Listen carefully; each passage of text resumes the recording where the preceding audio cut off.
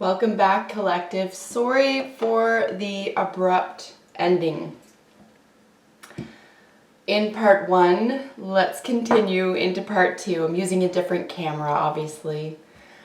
If I'm not mistaken, the last thing I was saying was that there were forces beyond our control. We were looking at the Lovers and the Empress, right? So two major arcanas, 5 out of the whole, or 3 out of the whole 5 for the reading. Pretty rare. So in that case, pretty impactful. So what is the Lovers? It is a major decision, right? That's this guy here, major decision. It's usually having to do, if this is a love reading for you, for example, someone from your past that you're holding on to, holding yourself back from,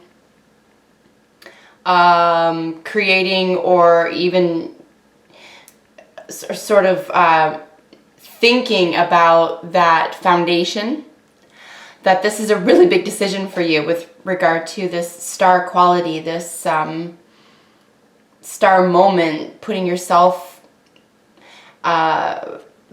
making yourself visible, right? Especially within a peer group, as I was saying earlier. So we have Gemini energy here, we have Taurus and Libra energy here with the Empress. I was gonna say Goddess, there's Goddess energy here with the Empress. She embodies all of the qualities of each queen in the tarot. So she's every woman. It's all in her. And you'll notice she embodies the actual female symbol within the heart here at the bottom, and underneath her robes. And she's art, she's beauty, she's ruled by Venus. There is a Venusian quality here. This can feel like a lure. This can be, I would say, with these two together, particularly, this could feel like a decision around a seduction somehow, but it's not a terrible thing. I don't think this is like a collapse or like falling prey to a seduction. I think this is more about, feeling maybe divinely guided to one or within one. If this is about art and this isn't a love reading, or this isn't that type of reading for you, and this is about your art, this could be about how you produce. Anytime we see the Empress, this is always about a mother, a mom. You could be the mother of invention, could be indicative here, making a decision around this, for example. Your mother, you could be the mom in this situation, but you can see the angel here as well with the two individuals who are perfectly free to go either way, but they're making a decision, right? They're making a decision to be together, or to share communication, to share a vision. So really nice energy here. Very, very positive energy here. Let's look at the bottom of the deck. The bottom 3 cards are outside influences. The top 3 cards will indicate internal influences, and then we'll look at what's left for the top and bottom card energy to finish off the reading. So yeah, if I haven't already said, there's a great sense of development here. There's the birth of something for sure here, and something that's definitely close to your heart. You're already in your feelings about it. Makes you feel good. It brings back good memories. And yeah, just to recap, and about that star quality, about the situation, this is really humanity at large. It could be your own. It could be the way that you interact within your groups, peer groups or volunteer groups, as it were, or 11th house. So, even the internet is indicated here, right? Because we have electricity in the 11th house, and ruled by Aquarius as well. So outside influences, guys, let's look at the 9 of Pentacles, King of Pentacles, and the Wheel of Fortune. So the Wheel of Fortune, another major arcana, we're looking at this one here. So we have fixed signs. around the wheel to indicate that something's coming full circle. It's coming all the way around. It's this time it's solid, which is interesting because we have 2 pentacles here.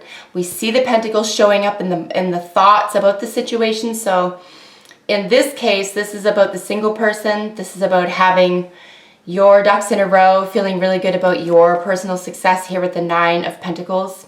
You have a lot to offer. You're in a really good position and you've put yourself there.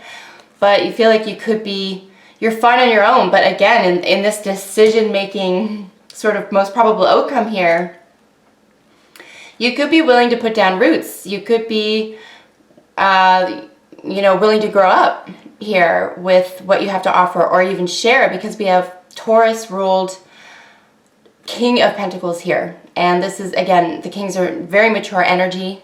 They have a lot to offer, extremely stable in this situation. There's some more sensuality in, there's an earth sign indicated here as well. But there is a lot of down-to-earth energy. There is practical energy. Practical decisions are being thought out here, and in a practical way. This decision, no matter what's being made in a really big way around you or by you or for you, is really enhanced by the fact that you are in this position. You are able to turn this around. So outside influences for you are extremely stable and productive, and I would even say you've earned something here. There's something that you've earned.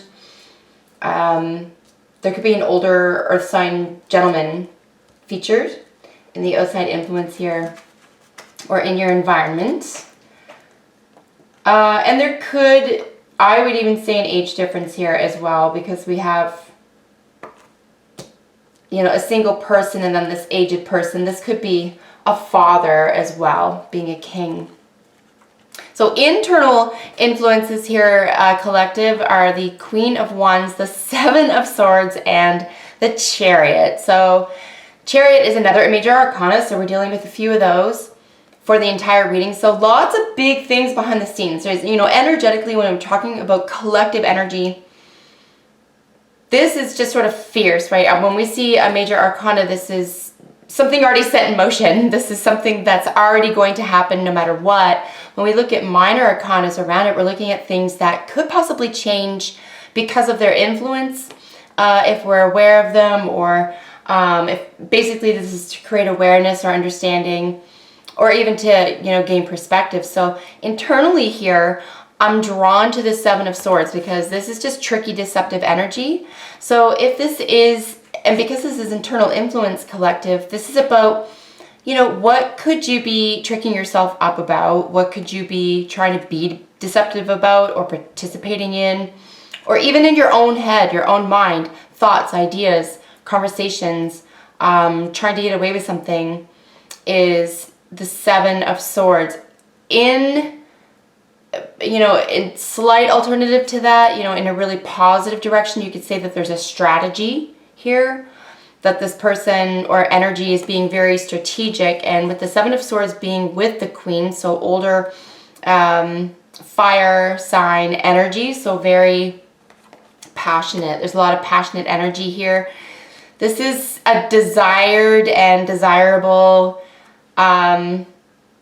female energy, generally speaking. And she, with the black cat here, I always associated her as something a little bit witchy. But with the Cancer energy here, with the Chariot, there is, again, there's this 2-part motion here where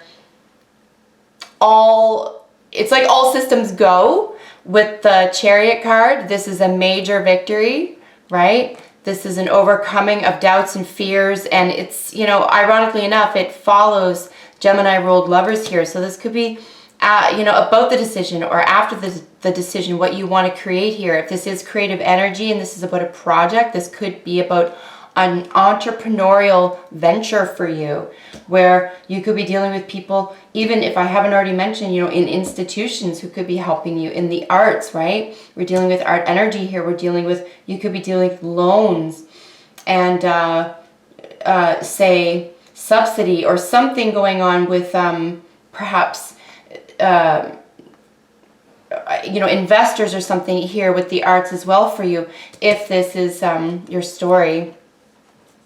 So yeah, I would be aware here if you're dealing with a fire sign and you're about to